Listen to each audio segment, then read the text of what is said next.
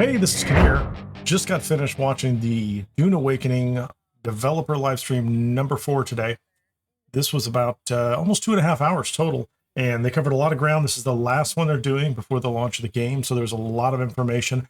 They did circle back on some items that they had discussed as part of the developer QA not too long ago, and I'll mention a couple of those as well.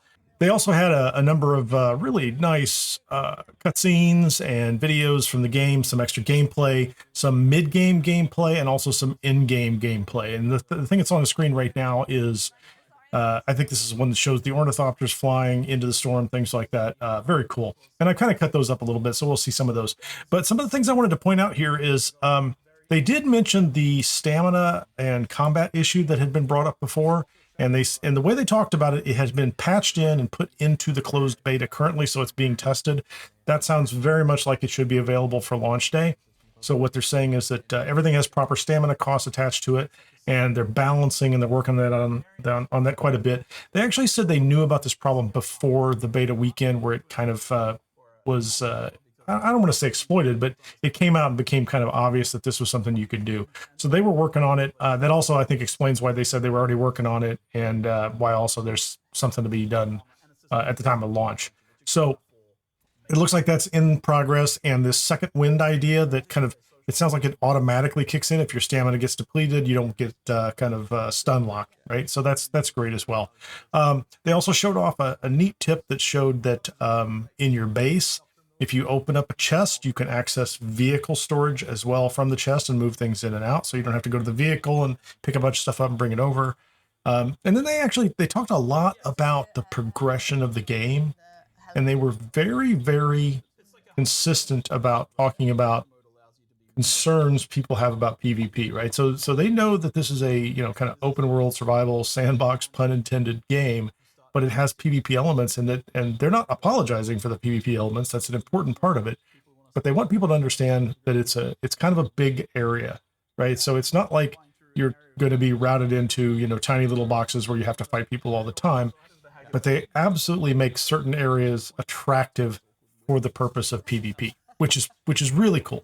So it sounds to me like there's a tremendous amount of PvE content, things you can do, even in the deep desert. And there is a large PvE only area where you can build your base in the deep desert. So when you arrive at the deep desert, it's not like you arrive, get out of your vehicle, and suddenly you can be attacked. There is an area within the shield wall area that you can build your initial base. Now you kind of have to bring everything there. That base can only be there for the week because it's going to get wiped out by the storm. But you can basically establish a foothold, and then from there start to go out into the areas that might be, let's say, under contention for resources and things like that. So that was really great news from him in general. It is interesting that Joel also talked about kind of the progression of 4 phases in the game, which he saw as survival, protect, expand, and control. And so when you start the game, clearly you're in this mode where you're just trying to learn how to survive and learn how to play the game, get through that activity. And then as you go on, you're going to be more about, I'm assuming, protecting yourself and, and building up your ability to move forward and, expanding your weapons, expanding your defensive measures, all this other good stuff.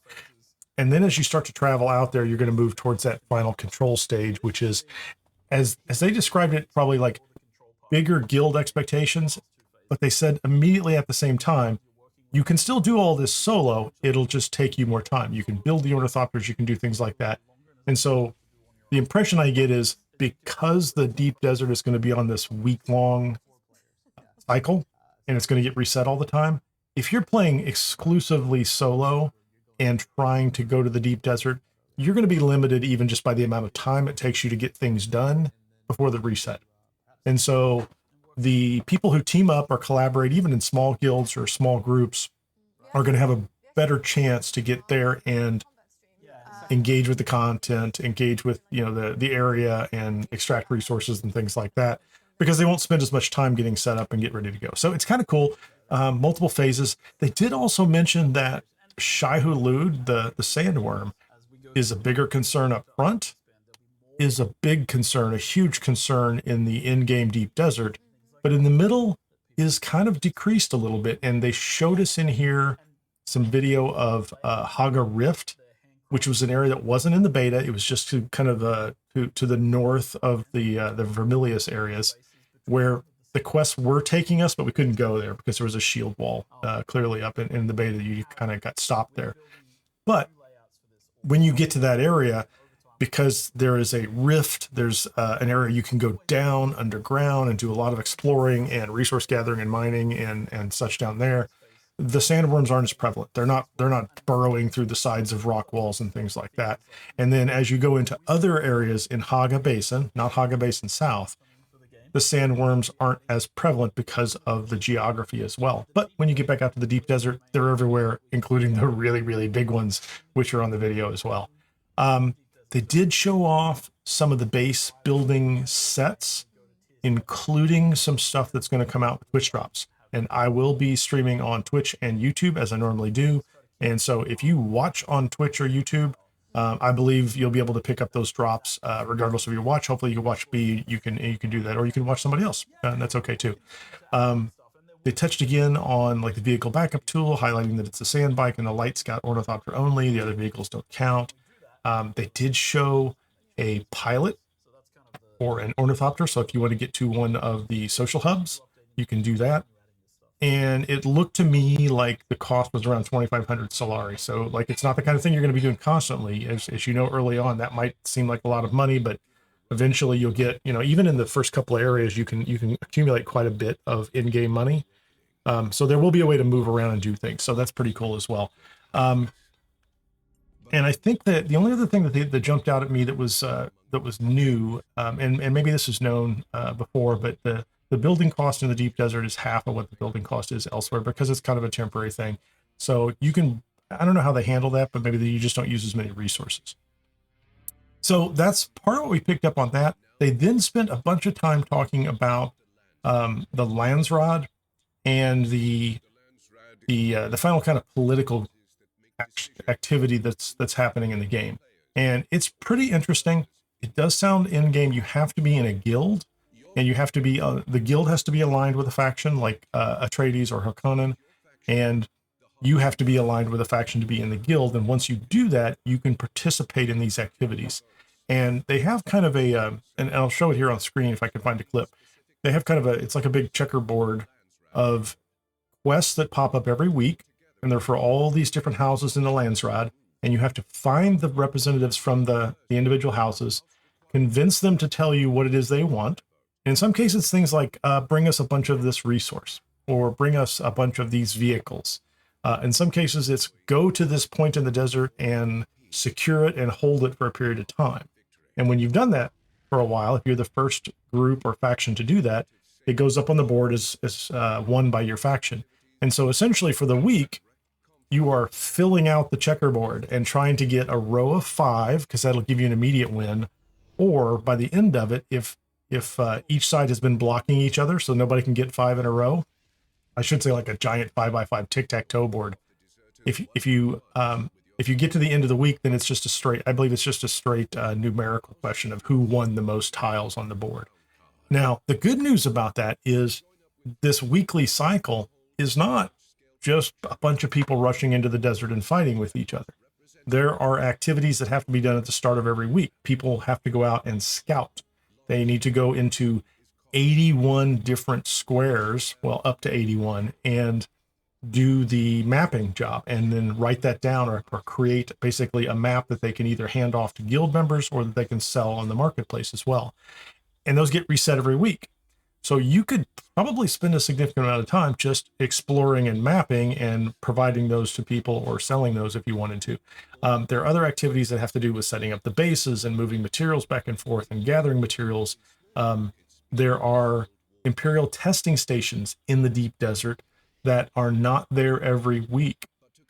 And they talked about this before, actually, on another video, that the maps that they create are custom maps. So each week it is a different map. Now, in essence, what they're doing is they're moving around the geological structures, and then they're using some tools to kind of fill in to make sure there's other interesting points of interest there. But the map changes each week. So when it's wiped out, you're not going to see the same map, and you may not see the same places on the map. So some of the places that are repeatable and uniform, you might see again, right? Like if there's a broken Ornithopter and there's a broken Ornithopter, it's the same kind of thing. But there are going to be testing stations that you can go in and explore for loot that may not be there the next week. Or they may not come around for several weeks. And they didn't really talk about how frequently that happens, but there's going to be content and they're going to have specific loot and maybe some Imperial recipes, which are unique, unique schematics and that kind of thing. So there's a lot going on in the deep desert. None of that takes away from the fact that there are 4 entire phases for this. And I think in a previous video, they talked about how it might be up to, you could spend 60 hours getting to the deep desert. It depends on how much you're trying to rush, how big a group you're working with, if people are collaborating. They seem very, very focused on getting people to work together in teams, and not just for PvP combat purposes, but their objective is for you to work together on teams to build an Ornithopter, to build a base, to collect resources. So it looks like that's built into the game pretty well, and that's also one of the reasons why it's probably a good idea to get together with a group of people if you can. Now, I don't know if they've got a mechanism within the social hub for just, kind of meeting people and forming groups. There are parties that can be up to 4 people. So like you could just meet somebody outside of a testing station, say, hey, do you want to be in a group together? Or you could go side by side and, and fight the enemies and that kind of thing as well. But if you're in a guild, you might be in a position where you can automatically, you already have communications set up. You can find people that you can go out and party with and go do content. So a lot of excitement there. They didn't go into a lot of the details on the previous, let's say the developer QA questions that have been floating around. Although they did answer a couple of them along the way. I'm not going to go through those in any great detail, but it was a really good Q&A. It's really nice to see them hit this milestone of the 4th developer live stream. They've done such a nice job of kind of bringing the content to people in general. And I really like the ones when they do this and they talk to the public, right? They talk to the entire player base. It's not just a select group of people that they're kind of filtering information through. So we're at that point where, we're a week away. If you have pre-ordered the deluxe or the ultimate edition, you're going to get the head start access, which is on June 5th, depending on where you're at. And that is in they've got a nice chart up there that shows you worldwide where the game is going to be available and at what time on the 5th, and then later on the 10th for the rest of the people who have purchased the game. It's also worth noting that we will be able to preload the game the day before. That'll be nice. So we won't be sitting around like we were during the beta, like the day of the beta, the first thing you do is you sit there and you just wait anxiously for it to download. So of the deep desert. And so that was it. That was the gist of what they covered today. It's a good video. There's a lot of content in it. I think it's worth checking it out, even if you just jump in and skip around. I have collapsed and put together a lot of those in this video, and I will probably try to post some of them up, maybe make some comments on individual items. And so I'll show you like the intro that they put up there, and then also specific sections. And you can hear them talking in the background. I'm not necessarily going to comment exactly on what they're talking about at the time. But that's it. So thank you very much for watching the video. If you like this kind of content, please hit the like button, share it, comment, spread it around. If you're not a subscriber to the channel, please subscribe to the channel. I appreciate that. It helps the channel, and you'll find out when I post new content like this. Just a reminder, I do dual stream on YouTube at Kineer and on Twitch it's /Kineer Gaming. And you can find me on either one of those, and you can follow me on both. I try to keep a schedule up on Twitch as well, although it's not as easy to do on YouTube. So YouTube's probably the better place to follow. And I also have a Twitter account, and if you are so kind, you can catch me on there and give me a follow up there. I don't post everything on that, but this is Kineer, and I'm out of here, and we'll see you on the next one. Thanks.